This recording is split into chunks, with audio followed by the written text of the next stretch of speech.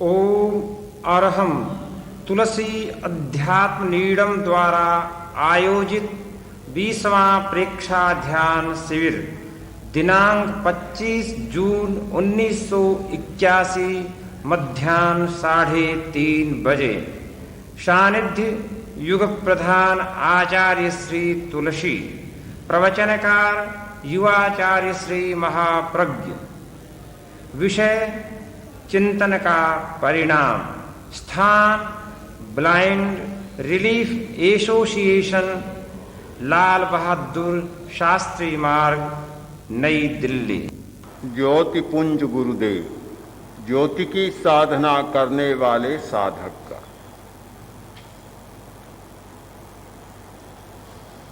हमारा जीवन अस्तित्व और आकांक्षा दोनों के बीच में चल रहा है।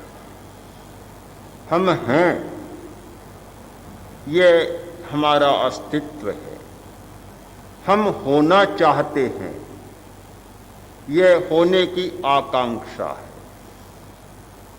अस्तित्व रहता है, होता है, पर होने की बात उसमें नहीं होती। एक आकांक्षा होती है, चाह होती है आदमी में बदलने की, कुछ होने की। कोई भी आदमी जिस स्थिति में है उसमें शायद संतुष्ट नहीं होता, वह कुछ और होना चाहता है। जहाँ है वहाँ से कुछ और आगे जाना चाहता है। जिस बिंदु पर है उस बिंदु पर टिका रहे, ऐसा शायद ही कोई आदमी हो। होने की चाह में से अनेक संभावनाएं जन्म लेती है। होना है तो आयाम खोजने होंगे, उपाय खोजने होंगे, अपाय का निरसन करना होगा और एक पूरे वातावरण की सृष्टि होगी। आदमी सत्य को उपलब्ध होना चाहता है, सफल होना चाहता है, स्वस्थ होना चाहता है, विकास चाहता है, ये सारे परिणाम चाहता है।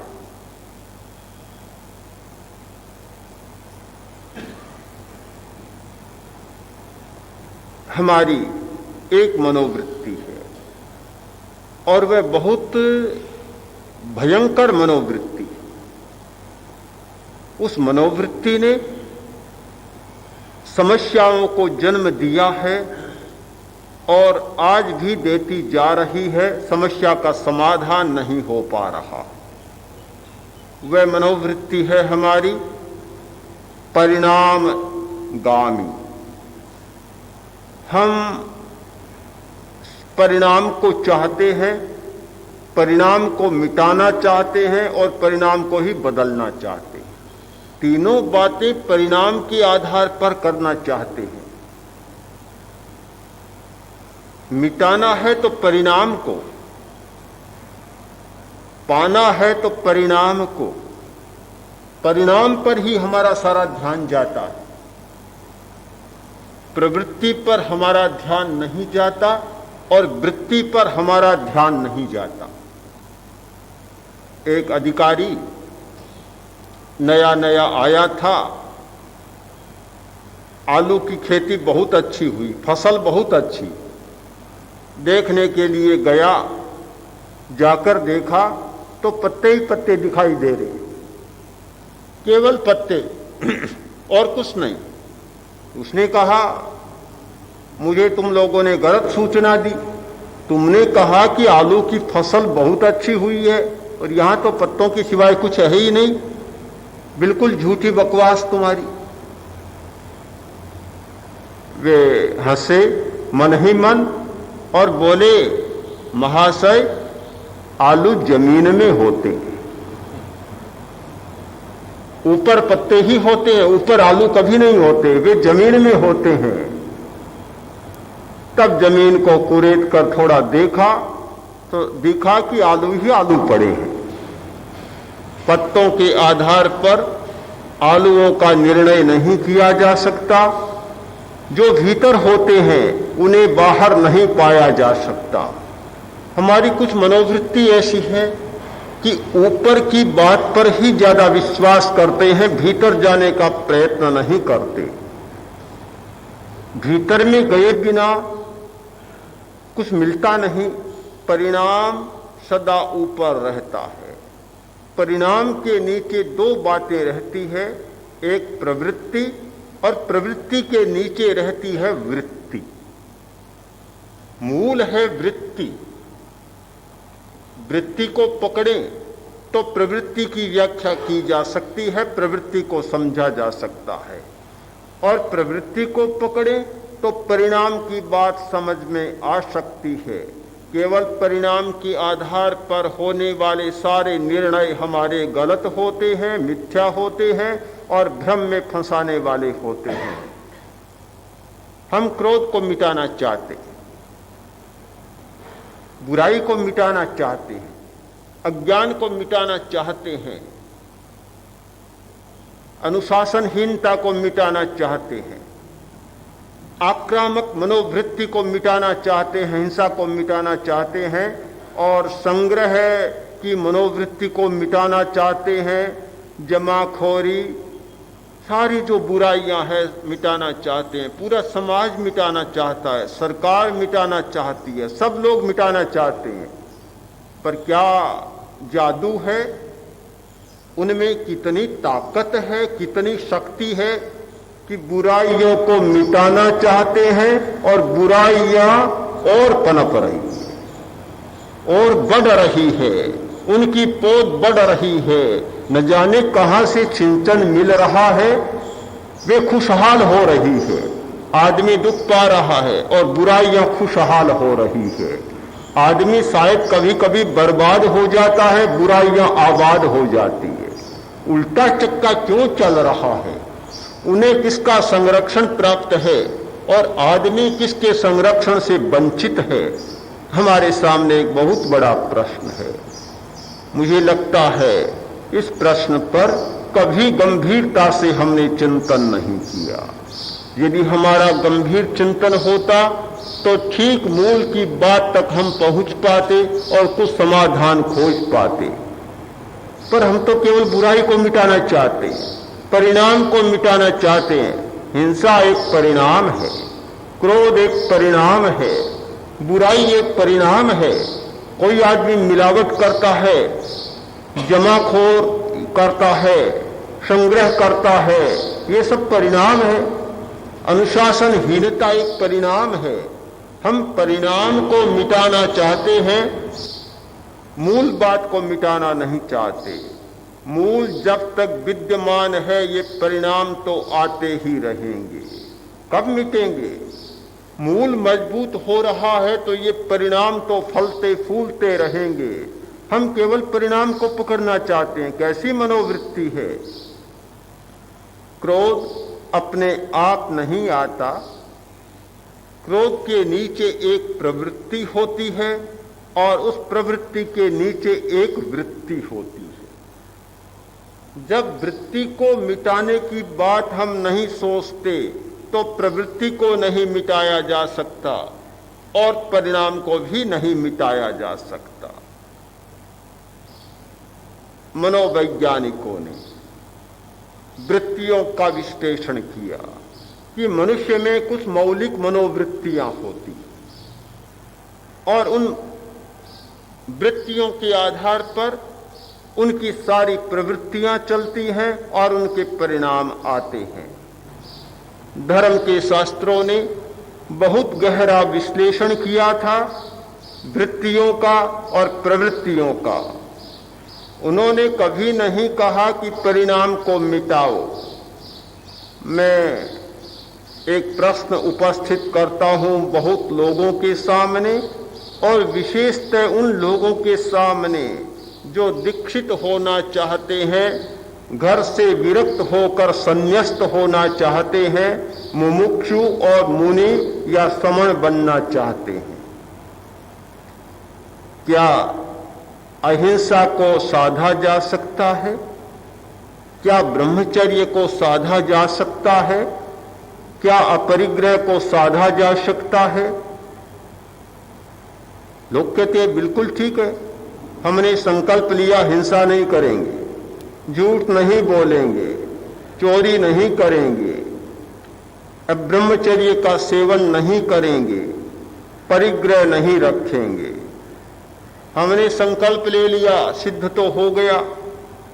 यदि संकल्प लेने मात्र से सारी बातें सिद्ध होती तो एक दुनिया में सबसे बड़ा शब्द का चमत्कार होता कि जो भी कहा और सिद्ध हो गया। फिर तो हर कोई आदमी कहेगा कि मैं गरीबी को नहीं चाहूंगा, मैं गरीबी को पालन नहीं करूंगा, गरीबी को मिटा दूंगा, बात सिद्ध हो जाती। मैं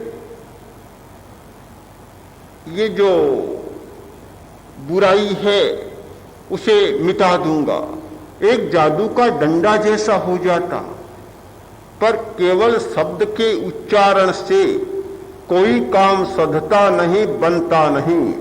हमारे पास कोई ऐसा चिंतामणि रत्न नहीं है कि चिंतामणि रत्न हाथ में आया, जो भी मुंह से कहा और सामने प्रस्तुत। कहाँ है चिंतामणि, कहाँ है कल्प वृक्ष और कहाँ है कामधेनु?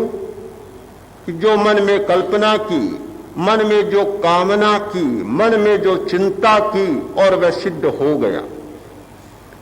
ऐसा तो कुछ भी नहीं है।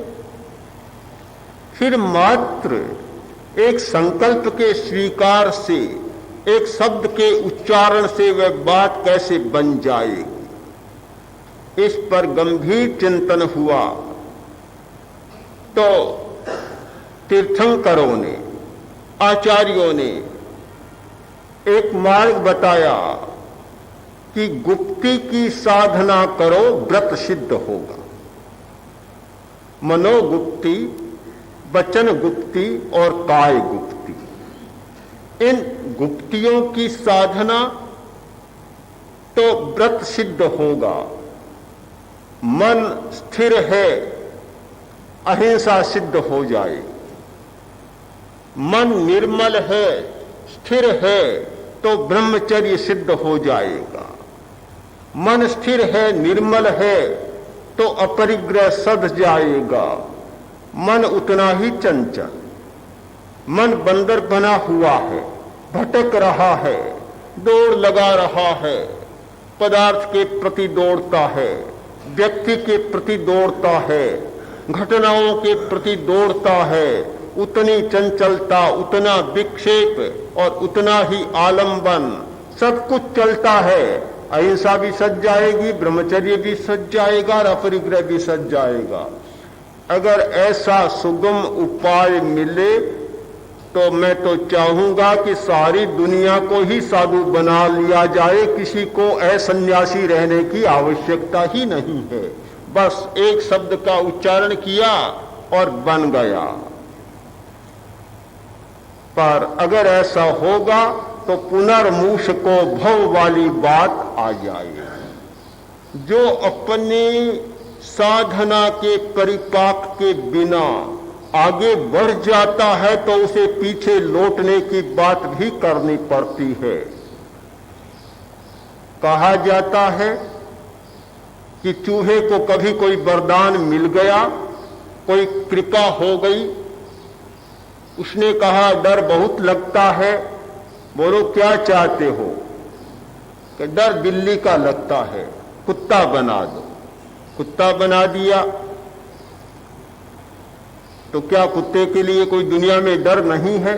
कुत्ते के लिए भी तो बहुत डर है।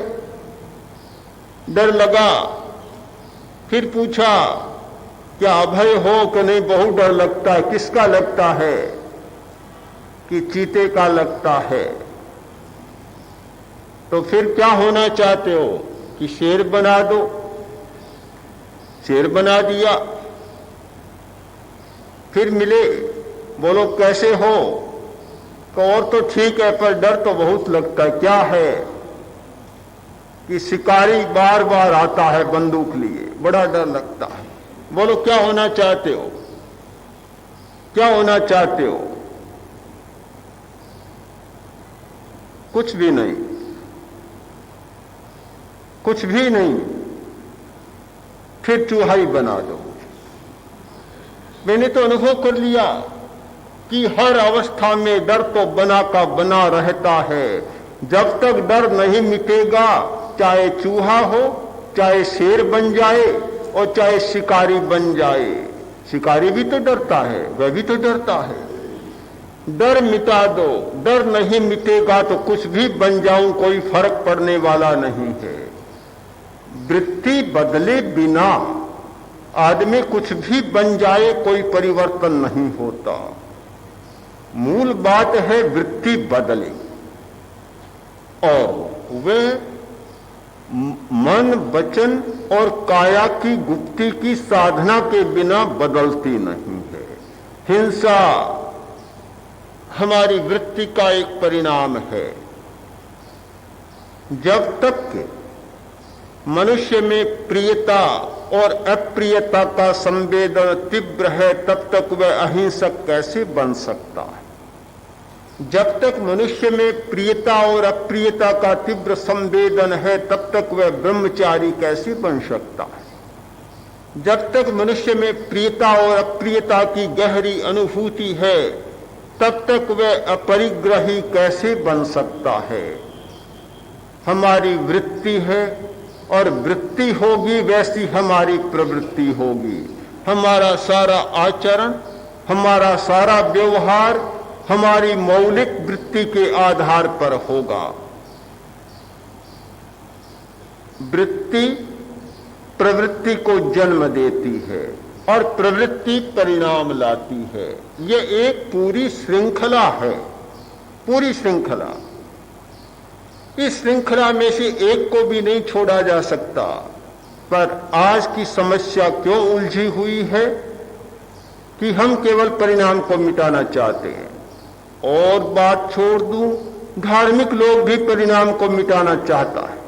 कोई भी आदमी आता है सीधा कहेगा कि महाराज गुस्सा बहुत आता है, गुस्सा छोड़ना चाहता हूं, झगड़े की आदतें छोड़ना चाहता हूं, परिणाम को छोड़ना चाहता है। अरे परिणाम के पीछे भी तो कुछ होगा, उसके भी तो खोज करो।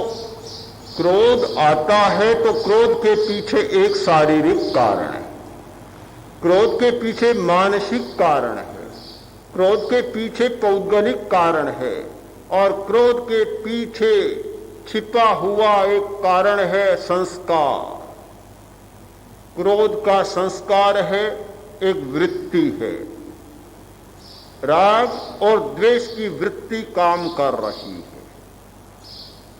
वह वृत्ति प्रवृत्ति को जन्म देती है। आदमी किसी के प्रति आसक्त हो जाता है, किसी से घृणा करता है, किसी से डरता है, किसी से प्रेम करता है। इन सारी प्रवृत्तियों को जन्म देता है और वे प्रवृत्तियां फिर अपना परिणाम लाती है। घर में विवाद होता है, कलह होता है, झगड़ा होता है। यही कहा जाएगा लड़ो मत, विवाद मत करो, झगड़ा मत करो। क्यों नहीं लड़ेगा? लड़ने की सामग्री तो पूरी भीतर में पड़ी है, लड़ने के कारण तो भीतर में सक्रिय हैं, लड़ने की पूरी शक्ति भीतर में काम कर रही है। और फिर हम आदमी से कहें कि लड़ो मत। हमने चूल्हा सुलगा दिया, ईंधन जला दिए, अब कहें कि लपट ऊपर मत उठो, आग ऊपर मत आओ, आंच मत दो, गर्मी मत करो। अरे भले आदमी, तूने अपने हाथ से चूल्हा जलाया, ईंधन डाले, आग सुलग गई, आग भभक उठी, अब कहते हो गर्मी मत करो, आंच मत दो। ये कैसे होगा? आंच एक परिणाम है, ताप एक परिणाम है, उस परिणाम को कैसे मिटाया जा सकता है? आग हो ताप न हो, ये कैसे संभव हो सकता है? यदि ताप को मिटाना है तो आग को बुझाना होगा। आग को बुझाना नहीं चाहते, केवल ताप से बचना चाहते हैं। आदमी ने कुछ ऐसे उपाय भी किए हैं,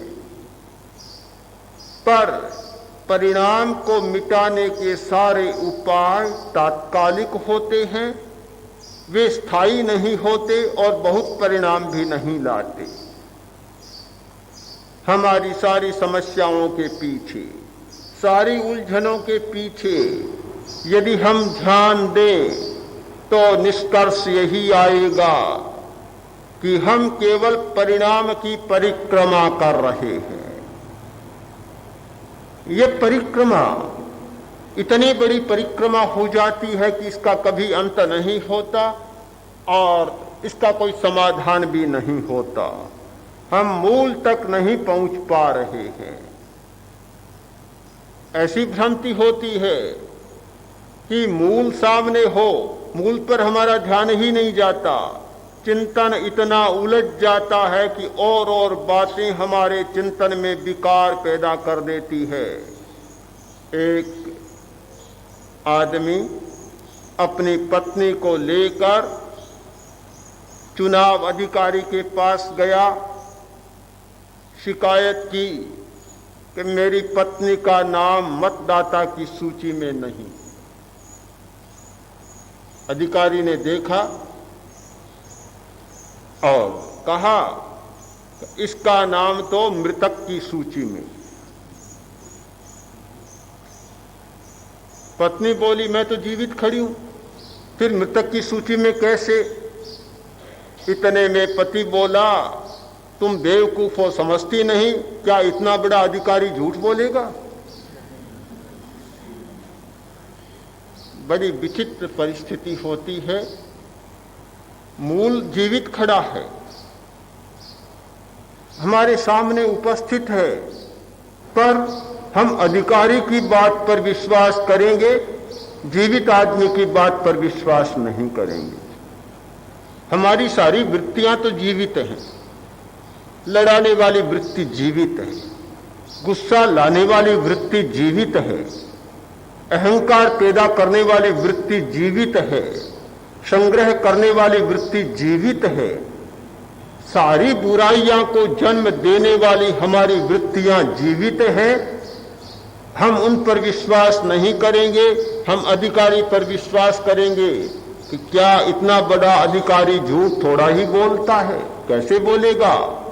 हम उस धर्म गुरु की बात पर विश्वास करेंगे कि बस तुम मेरी शरण में आ जाओ, सब कुछ ठीक हो जाएगा, सब कुछ मिट जाएगा। उस पर भरोसा करेंगे, अपनी जीवित वृत्तियों पर भरोसा नहीं करेंगे। हमारे लिए समस्या का समाधान करना हो तो एक ही उपाय सामने है, हम परिणाम पर ज्यादा भरोसा न करें, न परिणाम को ज्यादा चाहें और न परिणाम को मिटाना चाहें। वृत्तियों पर ध्यान केंद्रित करें और उनके संदर्भ में प्रवृत्तियों का विश्लेषण करें कि कौन सी वृत्ति किस प्रवृत्ति को जन्म दे रही है। परिणाम की चिंता करने की अलग से जरूरत नहीं, वह तो अपने आप आने वाला है।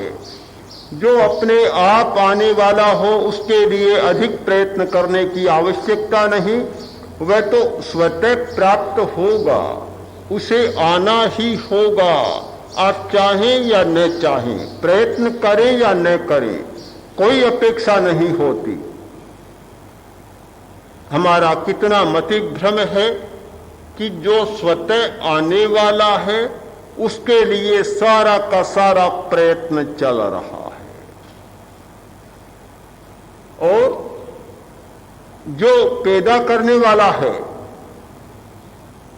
जहां से आदमी बदल सकता है, जहां से आदमी अच्छा बन सकता है और जहां से आदमी बुरा बन सकता है, जहां मन की शांति उपलब्ध हो सकती है, जहां सफलता और असफलता, शांति और अशांति, विकास और ह्रास, सत्य की उपलब्धि और अनुपलब्धि, ये सारी बातें हो सकती है।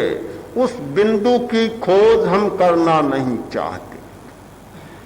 ये ध्यान की प्रक्रिया, पूरी प्रक्रिया उस बिंदु की खोज की प्रक्रिया है, ये परिणाम की प्रक्रिया नहीं है। परिणाम चाहने वाले लोग, तात्कालिकता में विश्वास करने वाले व्यक्ति, केवल वर्तमान को उपलब्ध होने वाले व्यक्ति, वर्तमान की घटना पर व्यग्रता से चिंतन करने वाले व्यक्ति कभी इस प्रक्रिया को उपलब्ध नहीं होते और न ध्यान के द्वारा वे गहरे सत्य तक जा सकते। समग्रता से किसी वस्तु का विश्लेषण किए बिना जो होना चाहिए वह नहीं होता। न ठीक परिणाम आता, न ठीक प्रवृत्ति होती, और वृत्ति की तो बात ही नहीं होती। हमने चिंतन के संदर्भ में 5 सूत्र प्रस्तुत किए। समग्रता की दृष्टि,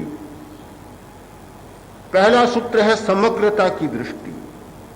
हमारी दृष्टि समग्रता की होनी चाहिए। समग्रता की दृष्टि होती है तो सत्य के प्रति हमारा झुकाव होता है। फलतः परिणाम यह आएगा, हमें सत्य उपलब्ध हो जाता है। यदि हमारा दृष्टिकोण, हमारी मूल में वृत्ति है आग्रह की, एकांतिक आग्रह, वह वृत्ति बैठी हुई है भीतर में, तो हमारा सारा प्रयत्न मिथ्या होगा। हम जो भी सत्य को पकड़ेंगे वह अधूरा होगा, पूरी बात नहीं होगी, निरपेक्ष बात होगी। परिणाम होगा विवाद। जितने विवाद चलते हैं, चाहे राजनीतिक प्रणालियों के क्षेत्र में, चाहे दार्शनिक प्रणालियों के क्षेत्र में, चाहे सामाजिक जीवन की पद्धतियों के क्षेत्र में, कोई भी क्षेत्र विवाद मुक्त नहीं है। वे सारे विवाद चल रहे हैं। वे सारे के सारे विवाद इस एकांगी आग्रह के कारण चल रहे हैं। हर दर्शन, हर व्यक्ति ये प्रमाणित करना चाहता है कि मेरी प्रणाली, मेरी पद्धति सबसे अच्छी है।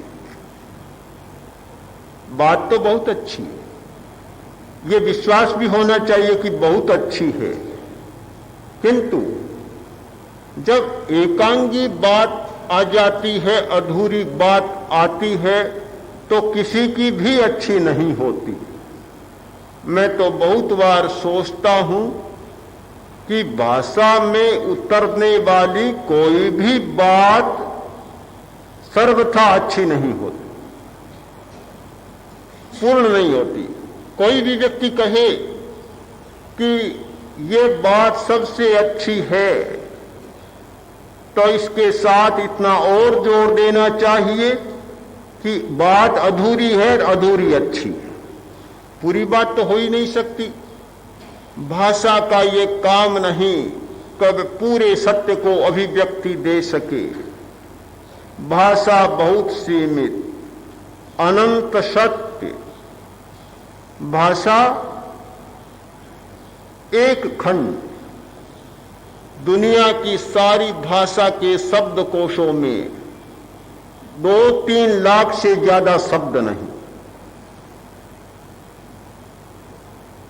शब्द कितने हैं? लाखों में, करोड़ों में नहीं है। केवल सारी भाषा के शब्द है लाखों में।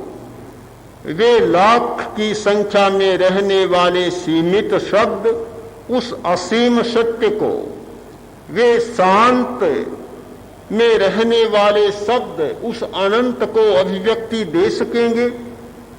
सारी बात समझ में नहीं आती। कभी कभी लोग आत्मा की चर्चा करते हैं, बड़े उलझ जाते हैं। परमात्मा की चर्चा करते हैं, बहुत उलझ जाते हैं। मुझे बड़ी हंसी आती है। आत्मा तक वह व्यक्ति कभी नहीं पहुंचता जो शब्द की परिभाषा से आत्मा को देखना चाहता है। परमात्मा तक वह व्यक्ति कभी नहीं पहुंच सकता जो पारिभाषिक शब्दावली में परमात्मा को व्याख्यायित करता है। शब्द जिसको छूता नहीं, शब्द जिसका स्पर्श नहीं कर सकता, भला वह शब्द उसका प्रतिनिधित्व कैसे करेगा? जिस व्यक्ति का किसी राष्ट्र से संबंध ही नहीं और वह उसका प्रतिनिधि बन जाए, कितना झूठा काम होगा। कौन प्रतिनिधि मानेगा और वह कैसे उसका प्रतिनिधित्व करेगा? प्रतिनिधित्व करने के लिए भाषा में कोई क्षमता नहीं कि वह सत्य का प्रतिनिधित्व कर सके। यह तो एक आंधे आदमी की लट्ठी है। अंधा आदमी चल नहीं सकता तो सहारे के लिए हाथ में लट्ठी ले लेता है और वह टिका टिका कर चलता है। क्या अंधे की लट्ठी को हम बहुत बड़ा मूल्य दें?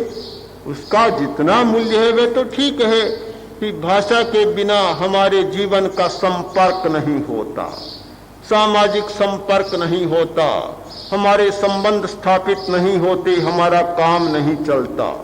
इसलिए भाषा को भी एक स्थान देना पड़ता है। पर भाषा की आखिर क्षमता कितनी है? कितनी क्षमता? एक बात कहता है आदमी, भाषा की ऐसी स्थिति होती है कि बहुत बार सुलझते सुलझते आदमी उलझ जाता है और उलझाने में हमारे शब्द बहुत बड़े सहयोगी बनते हैं। पता ही नहीं चलता, आदमी उलझ जाता है। भला उस भाषा के सहारे हम कैसे परम सत्य की बात सोच सकते हैं?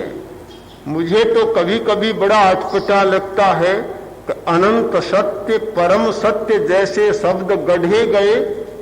क्या यह भी हमारी कोई मानसिक भ्रांति नहीं है? आत्मा के बारे में जो कहा जा रहा है, कौन कह रहा है? कौन बतलाता है? आत्मा तो बोलती नहीं, आत्मा तो अपने आप को प्रकट करती नहीं। वह तो बहुत गहरे में और गहरे में है, सूक्ष्म सूक्ष्मतर और सूक्ष्मतम है। फिर कौन अभिव्यक्ति दे रहा है? एक बड़ा प्रश्न है। हम भाषा पर बहुत भरोसा न करें, मन पर भी बहुत भरोसा न करें। कुछ लोग आते हैं, कहते हैं कि आत्मा के बारे में बातचीत करना चाहता हूं। क्यों? किस लिए? आत्मा को जानना चाहता हूं। कुछ आते हैं कि आत्मा का दर्शन चाहता हूं। मैं बहुत सीधा उत्तर देता हूं, आत्मा को जानना चाहते हो या आत्मा के बारे में वाद विवाद करना चाहते हो? कोई नहीं कहता वाद विवाद करना चाहता हूं, कि जानना चाहता हूं। जानना चाहते हो तो बात छोड़ो, ध्यान करो, मन को शांत करो, मौन करो, अंतर मौन करो और शरीर को स्थिर करना सीखो, शिथिल करना सीखो। पहले दरवाजे के पास जाओ। ये तो दरवाजा है शरीर। बड़ा विचित्र है, हमारे तत्वज्ञानी लोग दरवाजे के पास नहीं जाना चाहते। वे तो चाहते हैं सीधे पहुंच जाएं, बिल्कुल सीधे पहुंच जाएं। डायरेक्ट अप्रोच होनी चाहिए, बीच में कोई बिचौला नहीं होना चाहिए। अरे रास्ता तो पार करना पड़ेगा, बीच के दरवाजे तो पार करने पड़ेंगे, सीधे कैसे पहुंच जाओगे? पर वे चाहते सीधे पहुंच जाएं। बस हमारा तत्वज्ञानी कौन होगा कि जो आत्मा और परमात्मा की चर्चा करता है वह तो तत्वज्ञानी, और कभी शरीर की चर्चा कर लेता है तो वह तो तत्वज्ञान से परे चले जाता है। अरे शरीर गंदा है, उसकी क्या चर्चा करनी है, क्या कुछ करना है, बात ही नहीं सुहाती। मैंने देखा कि जो लोग इस मार्ग में उतर जाते हैं, मन वचन और काया इन तीनों की साधना में लग जाते हैं, वे तो आत्मा तक पहुंच जाते हैं, परमात्मा तक भी पहुंच जाते हैं। किंतु इनकी साधना किए बिना केवल बातों में उलझ जाते हैं, अनंत काल बीत जाता है तो भी न आत्मा मिलता है और न परमात्मा मिलता है, वे तो उलझते ही चले जाते हैं, उलझते ही चले जाते हैं। आदमी को ऐसा होता है कि जो सामने होता है उसी पर ज्यादा ध्यान दे देता है, समग्रता की दृष्टि से विचार नहीं करता। समग्र दृष्टि के बिना सम्यक परिणाम भी नहीं आता। मुझे कहानी याद आ रही है कि 4 मित्र चले जा रहे थे। उन चारों मित्रों में 3 थे वैज्ञानिक और 1 था अवैज्ञानिक। वैज्ञानिक होना एक बात है, बुद्धिमान होना बिल्कुल दूसरी बात है। तो 3 थे वैज्ञानिक किंतु बुद्धिहीन, और चौथा था अवैज्ञानिक, वैज्ञानिक नहीं था किंतु बहुत बुद्धिमान। चारों जा रहे थे, रास्ते में देखा जंगल आया और एक शेर का अस्थि कंकाल पड़ा था। वैज्ञानिकों ने देखा, तत्काल वैज्ञानिक दृष्टि जाग गई और बात करने लगे। आज तो एक प्रयोग का अवसर है, बड़ा सुंदर अवसर मिला, प्रयोग करना है, क्या करें कि इसको जीवित कर देना है। जीवित करेंगे क्योंकि हम तो ये प्रयोग कर रहे हैं, इसको जीवित कर दो। तो परामर्श किया। एक ने कहा कि इसमें मांस और चमड़ी मैं उत्पन्न कर दूं, अस्थि कंकाल तो है ही। दूसरे ने कहा इसमें रक्त मैं पैदा कर दूंगा। तीसरे ने कहा प्राण मैं फूंक दूंगा, प्राण संचार मैं कर दूंगा। जब मांस है, चमड़ी है, रक्त है और प्राण संचार है तो जीवित हो गया, ये सब काम हो जाएंगे। चौथा बोला परिणाम क्या होगा? क्या परिणाम होगा? कम से कम ठहरो, मुझे तो पेड़ पर चढ़ जाने दो।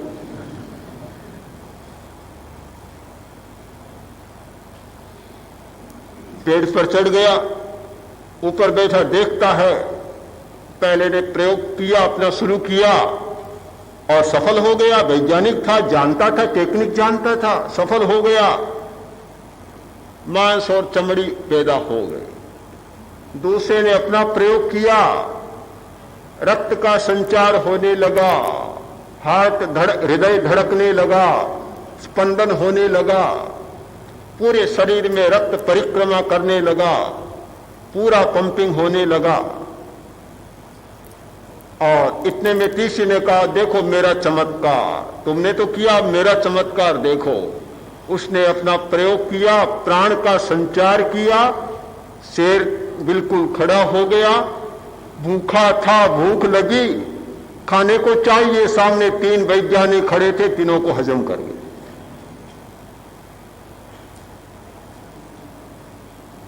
हम समग्रता की दृष्टि से चिंतन करें, एकांगी दृष्टिकोण से नहीं। कोई भी बात एकांगी दृष्टिकोण से पकड़ी जाती है, जहां समग्रता की बात नहीं होती, वहां हमारी वृत्ति भी ठीक काम नहीं करती, हमारी प्रवृत्ति भी ठीक काम नहीं करती, उसका सम्यक परिणाम भी नहीं होता। समग्रता की दृष्टि में तीनों बातें जुड़ी हुई है, एक पूरी कड़ी है। समग्रता की दृष्टि से चिंतन करने वाला व्यक्ति केवल परिणाम के आधार पर निष्कर्ष नहीं निकालेगा। समग्रता की दृष्टि से चिंतन करने वाला व्यक्ति केवल प्रवृत्ति के आधार पर परिणाम नहीं निकालेगा और समग्रता की दृष्टि से चिंतन करने वाला केवल वृत्ति के आधार पर भी कोई निष्कर्ष प्रस्तुत नहीं करेगा। वह तीनों का अध्ययन करेगा। मनोविज्ञान में आज व्यवहारिक मनोविज्ञान का अध्ययन हो रहा है। व्यवहार के आधार पर मनुष्य के मानसिक अवस्थाओं का अध्ययन हो रहा है, वृत्तियों का अध्ययन हो रहा है। मुझे लगता है कि एक समग्रता की दिशा को मनुष्य ने पकड़ा है। एक बच्चा जो माता पिता का अनुशासन नहीं मानता, बड़ा उद्दंड है, लड़ाइयां करता, हर किसी से लड़ लेता है, पड़ोसी से लड़ता है, बच्चों को मारता है, पीटता है, गालियां बक देता है, ये सारी प्रवृत्तियां हैं। अब प्रवृत्ति को मिटाना चाहिए। माता पिता चाहते हैं कि प्रवृत्तियां मिटे। बच्चा लड़ेगा, माता को पता चलेगा, एक चांटा जड़ देगी, क्योंकि उस प्रवृत्ति को मिटाना चाहती है। क्या चांटा जड़ार प्रवृत्ति मिट जाएगी? अगर ऐसे मिट जाती तो सारे बच्चे सुधर जाते। पर आज तक हमने देखा है कि जिन माताओं ने बच्चों को पीटा है वे सुधरने की अपेक्षा ज्यादा बिगड़े, ज्यादा खराब हुए हैं। क्यों बिगड़ते हैं? हमने एक बात को पकड़ा कि प्रवृत्ति को मिटाना चाहते हैं। माता नहीं चाहती कि बच्चा हर किसी से लड़े, माता नहीं चाहती कि बच्चा अनुशासनहीन रहे, उच्छृंखल रहे, ऐसे ही चलता रहे। माता कभी नहीं चाहती, वह उस प्रवृत्ति को बदलना चाहती है। पर क्या प्रवृत्ति बदल जाएगी? जब तक कि उसकी वृत्ति नहीं बदलेगी। हमारा प्रयत्न होना चाहिए वृत्ति को बदलने का। हमने प्रेक्षा ध्यान के संदर्भ में मूल बात को पकड़ा कि बच्चे की प्रवृत्ति को बदलना है तो हमें वृत्ति पर ध्यान देना होगा। जब तक पिट्यूटरी और थायराइड ग्लैंड को जागृत नहीं किया जाता, उसे प्रभावित नहीं किया जाता, 1000 बार कहने पर भी, 1000 प्रयत्न करने पर भी बच्चे की प्रवृत्तियां नहीं बदलेगी। सीधा उपाय है कि बच्चे की आदतों को बदलना है तो दर्शन केंद्र पर ध्यान का अभ्यास कराओ, बच्चे की प्रवृत्तियां अपने आप बदल जाएगी। वृत्ति बदलेगी तो प्रवृत्ति बदलेगी, प्रवृत्ति बदलेगी तो परिणाम बदलेगा। हम लोग बड़े आग्रही होते हैं, पूरी बात को कभी नहीं पकड़ते, अधूरी बात पर भरोसा करते हैं, अधूरी बात पर सारा निर्णय लेते हैं। एक बात कहीं से थोड़ी सुन ली, अधूरी, पूरी बात नहीं, पूरा पता नहीं, और उस पर तो तन कर बैठ जाते हैं कि उसने ऐसा कह दिया। अरे कब कहा, कैसे कहा, किस संदर्भ में कहा, किस लहजे में कहा, किस परिस्थिति में कहा, सारी बात को पहले जानो। सारी बात जान ले तो शायद उस समय अहंकार भी उतर जाता है, क्रोध भी उतर जाता है। पर सारी बात को कोई नहीं जानता, केवल शब्द कान में पड़ने चाहिए कि उस व्यक्ति ने ऐसा कह दिया, मेरे लिए ऐसा कह दिया, तो अब मैं भी खबर लेना जानता हूं, मैं भी देखूंगा कि कैसे कहा। बस द्वंद्व युद्ध शुरू हो जाता है। इन अधूरी बातों पर, अधूरी श्रृंखला पर हमारे जीवन की इतनी अस्त व्यस्तता हो जाती है और ये सारी समस्याएं समाज में उलझती चली जा रही है। कोई आदमी स्वयं बदलना चाहिए, कोई आदमी अपने बच्चे को बदलना चाहिए, कोई अध्यापक अपने विद्यार्थी को बदलना चाहिए, कोई समाज सुधारक समाज को बदलना चाहे या राष्ट्र के कर्णधार राष्ट्र को बदलना चाहे तो वे क्या करेंगे? उनके सामने समस्या का समाधान यही है कि प्रवृत्तियों को बदलने का प्रयत्न करेंगे। पहला प्रयत्न तो परिणाम को बदलना करेंगे। कभी ये बातें नहीं होनी चाहिए, स्मगलिंग नहीं होना चाहिए, ब्लैक मार्केटिंग नहीं होना चाहिए, ये नहीं होना चाहिए, वे नहीं होना चाहिए। तो पहली बात तो परिणाम को मिटाने की बात। फिर थोड़े आगे जाएंगे तो प्रवृत्तियों को मिटाने की बात आएगी कि ये प्रवृत्तियां नहीं चलनी चाहिए। बड़ा आश्चर्य होता है कि वृत्ति तो विद्यमान रहेगी, प्रवृत्ति बदल जाएगी, परिणाम बदल जाएगा। अगर ऐसा होता तो आज दुनिया स्वर्ग बन जाती, सोने की बन जाती, पर ऐसा कभी नहीं होता। हम इस सच्चाई को गहराई से अनुभव करें कि वृत्ति के बदले बिना प्रवृत्ति को बदलने की कोई संभावना हमारे सामने नहीं है, और प्रवृत्ति नहीं बदलेगी तो परिणाम को बदलने की भी कोई संभावना हमारे सामने नहीं है। हम पूरी बात को पकड़ें, समग्रता की दृष्टि से चिंतन करें कि परिणाम, प्रवृत्ति और वृत्ति, ऊपर से चलते हैं तो यह क्रम बनता है, और नीचे से चलते हैं कार्य कारण की श्रृंखला में तो वृत्ति मूल कारण, प्रवृत्ति उसका कार्य और परिणाम प्रवृत्ति का कार्य। ये कार्य कारण की श्रृंखला में पूरी कड़ी जुड़ती है। हम तीनों तथ्यों का, तीनों सच्चाइयों का अनुभव करें, एक साथ अनुभव करें, ध्यान केंद्रित करें। हमने धर्म के क्षेत्र में भी एक सबसे बड़ी भूल की, और वह भूल ये की कि ध्यान को छोड़ दिया, और बातों को पकड़े रखा, ध्यान को छोड़ दिया, यानी वृत्ति को बदलने वाली प्रवृत्ति को छोड़ दिया। हम परिणाम चाहते हैं कि धार्मिक आदमी तो बदलना चाहिए। लोग पूछते हैं, अरे इतना धर्म किया जाता है पर समाज नहीं बदला। मुझे बड़ा आश्चर्य होता है, अनंत काल तक भी ये धर्म चलेगा तो समाज नहीं बदलेगा। कि जिस समाज में, जिस धर्म के क्षेत्र में वृत्ति तक पहुंचने की प्रवृत्ति नहीं है, वहां यह परिणाम नहीं आएगा। ध्यान की खोज इसीलिए हुई थी कि प्रवृत्ति को जन्म देने वाली वृत्ति तक हम पहुंच सके और उसे बदल सके, उसे प्रभावित कर सके। प्रेक्षा ध्यान की पद्धति में जो चैतन्य केंद्रों के ध्यान की प्रक्रिया है वह इसीलिए है कि जो चैतन्य केंद्र हमारी वृत्तियों का प्रतिनिधित्व करते हैं, सारी वृत्तियां इन चैतन्य केंद्रों पर उभरती है। मेडिकल साइंस की भाषा में ग्लैंड्स पर उभरती है। ये adrenal gland, gonad, thyroid, pituitary और पिनियल, ये ग्लैंड्स है जहां की सारी वृत्तियां उभरती है।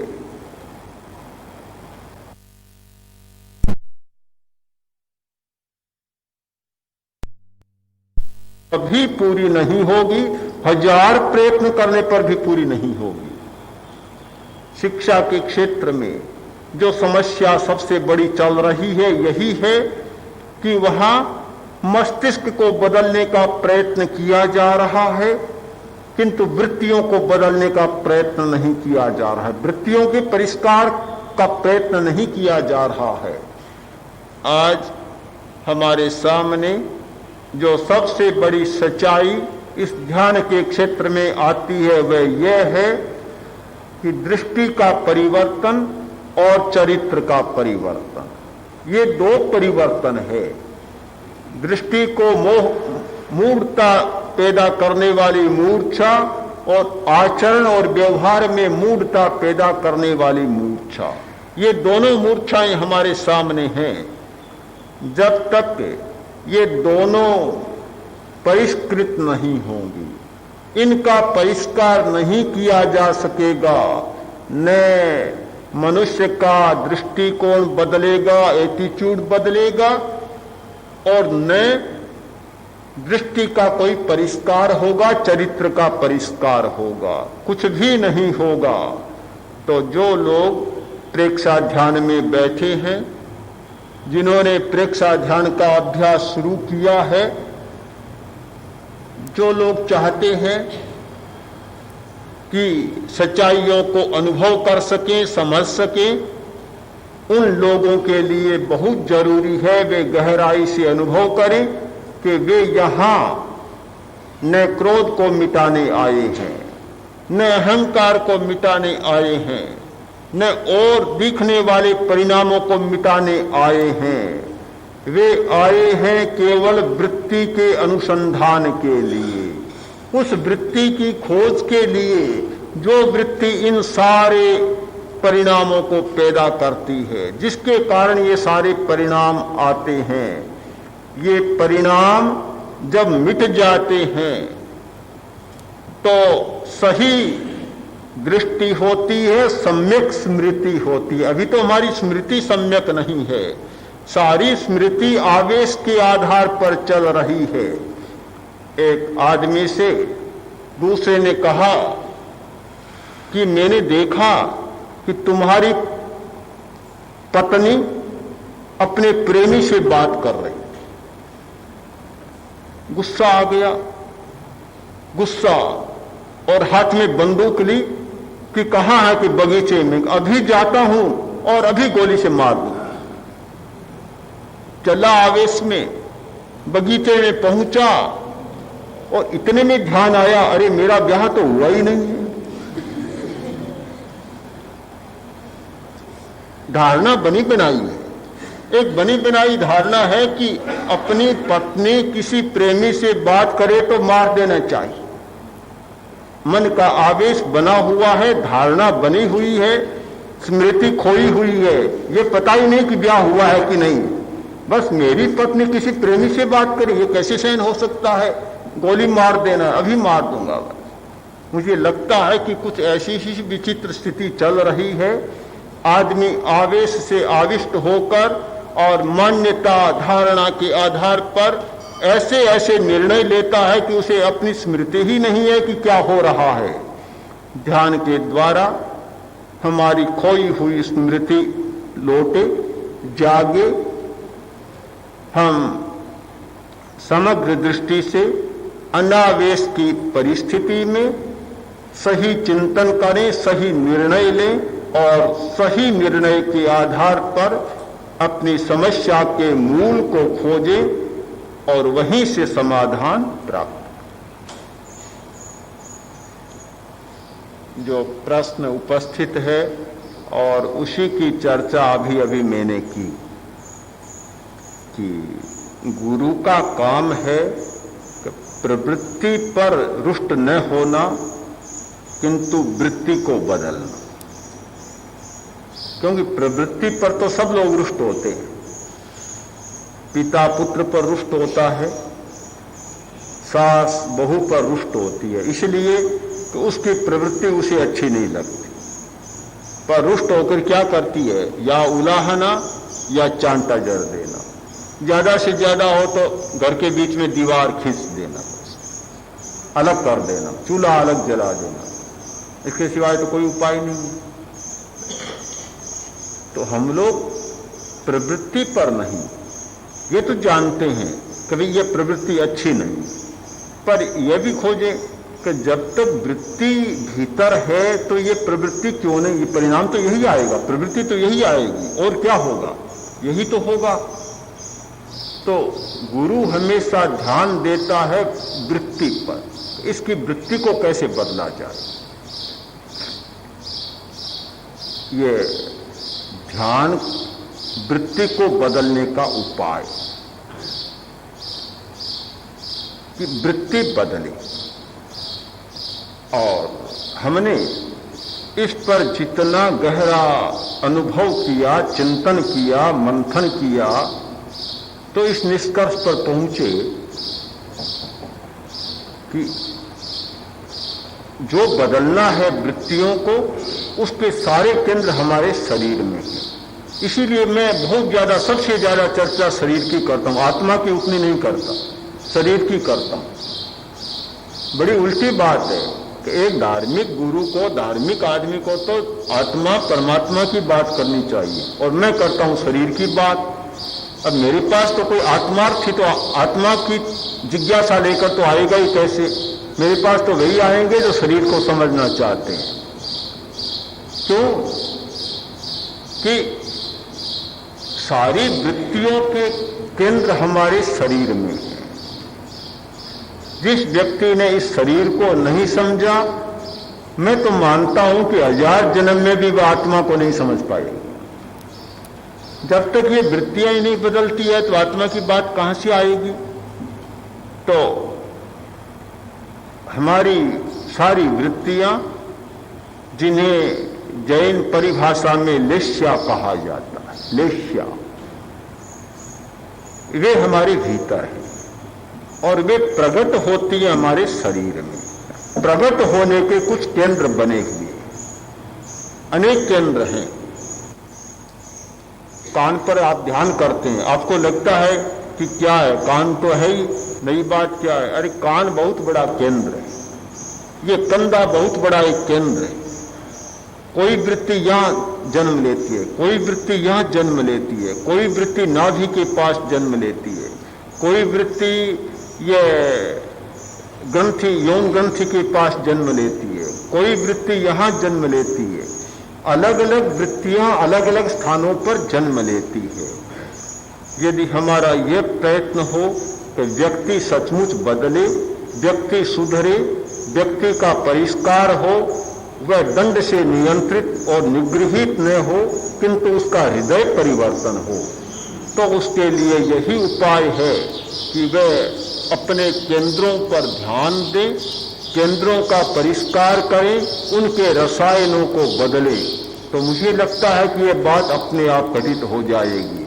मुझे इस बात का संतोष है कि आचार्य श्री ने इस दिशा में कुछ दृष्टि दी, प्रयत्न हुआ और आज हमारे पास वृत्तियों को बदलने के सूत्र उपलब्ध हैं। कोई व्यक्ति चाहे तो, न चाहे तो दुनिया में कोई नहीं बदल सकता। अगर आप ये चाहे, कठौतिया जी ये चाहे कि मैं तो बदलना ही नहीं चाहता, तो फिर महाप्रज्ञ में कोई ताकत ही नहीं है कि उनको बदल दे। चाहता ही नहीं, कैसे बदलेंगे? पहले तो जिस व्यक्ति में ये चाह होनी चाहिए कि मैं बदलना चाहता हूं, तो फिर उसके लिए सूत्र है, उसके लिए उपाय है, उसके लिए प्रयोग है। हमने देखा कि जिन लोगों ने इन केंद्रों पर विशेष ध्यान किया, सचमुच उनके जीवन में रूपांतरण हुआ है। उनकी वृत्तियां बदली हैं तो उनकी प्रवृत्तियां भी बदल गई और परिणाम तो बदलने ही थे। बात है प्रयोग पर। आज ये तो नहीं, आज से 20 वर्ष पहले तो अगर हमें कोई पूछता तो हम भी यही कहते थे, उत्तर देते कि भाई जप करो, सामायिक करो, ये करो, वह करो, इसके सिवाय कोई बात नहीं थी। हम भी प्रवृत्तियों पर ही बल देते कि ऐसा मत करो, अच्छा नहीं है, ऐसा नहीं होना चाहिए, गोयल जी ये काम व्यापार ठीक नहीं करते, ऐसा नहीं करना चाहिए, ऐसा नहीं करना चाहिए। आखिर गोयल भी कहेगा नहीं करना चाहिए, नहीं करना चाहिए, ठीक, पर कैसे नहीं करना चाहिए? बात तो ये बताइए ना। बात तो वही है कि चूहे को सुझाव दिया गया, उल्लू ने सुझाव दिया कि तुम्हें बिल्ली से डर लगता है, तुम कुत्ते बन जाओ। उसने कहा बात तो ठीक है, पर बनूं कैसे, ये तो बताओ, बनूं कैसे? प्रश्न तो है कैसे बनूं। पर आज हम इस स्थिति में हैं कि वह भी बता सकते हैं भी ऐसे बनो, ऐसे बनो। तो कोई भी आदमी अपनी वृत्तियों को बदलना चाहे तो कहाँ कौन सी वृत्ति पैदा होती है, उसे कैसे बदला जा सकता है, ये जो एक गुरु का काम था, आज सचमुच सौभाग्य से आचार्य तुलसी के हाथ में है और हमें प्राप्त है। इसलिए कोई बदलना चाहे तो कठिनाई नहीं, और जिस दिशा में शिष्य को ले जाना चाहिए, मैं समझता हूं कि वह प्रयत्न हो रहा है, चल रहा है। ऊपर का सारा जो ध्यान हमारा चलता है दूर अगली कक्षा के लिए, पर वह सारा वृत्ति के परिष्कार का है। पर एक बात मैंने कही, उस बात पर ध्यान देना होगा कि गुरु भी कभी नहीं बदल सकता अगर बदलने वाले की मानसिक तैयारी न हो, तो इस बात को न भूल। दुनिया में कोई भी व्यर्थ नहीं है। प्रश्न तो सुना ही है कि अगर प्रेक्षा ध्यान से ही ऐसा होता है तो और पठन पाठन और जितने प्रकार है उनका तो कोई अर्थ ही नहीं रह जाता। तो मैं ये सोचता हूं कि अभी अभी हमने समग्रता की चर्चा की, तो समग्रता की दृष्टि से देखें तो एक भी बात ऐसी नहीं जिसे सार्थक कहा जा सके और एक भी बात ऐसी नहीं जिसे व्यर्थ कहा जा सके। सबका अपना अपना उपयोग है, बिल्कुल है। अब बात यह है, एक पोषण शास्त्री, आहार शास्त्री ये बतलाएगा कि हमारे जीवन में विटामिन्स का बहुत बड़ा उपयोग है। कोई व्यक्ति आया कि आंख बड़ी कमजोर है, डॉक्टर लिख देगा कि विटामिन ए का सेवन कर। कोई आया हाँ और पाचन बड़ा कमजोर है, विटामिन बी का सेवन, बी कॉम्प्लेक्स। ये क्यों? क्या रोटी का कोई अर्थ नहीं है? क्या वसा का कोई अर्थ नहीं है? है? जहां कार्बोहाइड्रेट चाहिए, श्वेतसार चाहिए, वहां श्वेतसार की भी आवश्यकता है। जहां चिकनाई चाहिए वहां चिकनाई की भी आवश्यकता है, फैट भी चाहिए, वसा भी चाहिए, सब चाहिए। किंतु जो काम ये जीवन सत्व का है और जिन जिन कमियों को पूरा वे कर सकते हैं वे श्वेतसार नहीं कर सकते। तो सारी सामग्री तो है कि भी पूजा पाठ भी है, भक्ति भी है, और भी बातें हैं, स्वाध्याय भी हैं, ये सारे सहयोग करते हैं, अपना अपना काम करते हैं। किंतु वृत्तियों को बदलने के लिए जो चोट करने की क्षमता जिन केंद्रों में है वह तो उन्हीं में, वह दूसरों में कैसे होगी? इसलिए हम समग्रता की दृष्टि से विचार करें।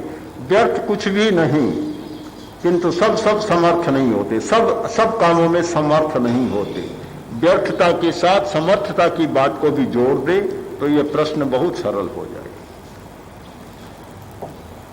अर्हन्ते शरणं पवज्जामि सिद्धे शरणं पवज्जामि साहू शरणं पवज्जामि केवलिपन्नतं धम्मं शरणं पवज्जामि अर्हन्ते शरणं पवज्जामि सिद्धे शरणं पवज्जामि साहू शरणं पवज्जामि केवलिपन्नतं धम्मं शरणं पवज्जामि अर्हन्ते शरणं पवज्जामि सिद्धे शरणं पवज्जामि साहू शरणं पवज्जामि केवलिपन्नतं धम्मं शरणं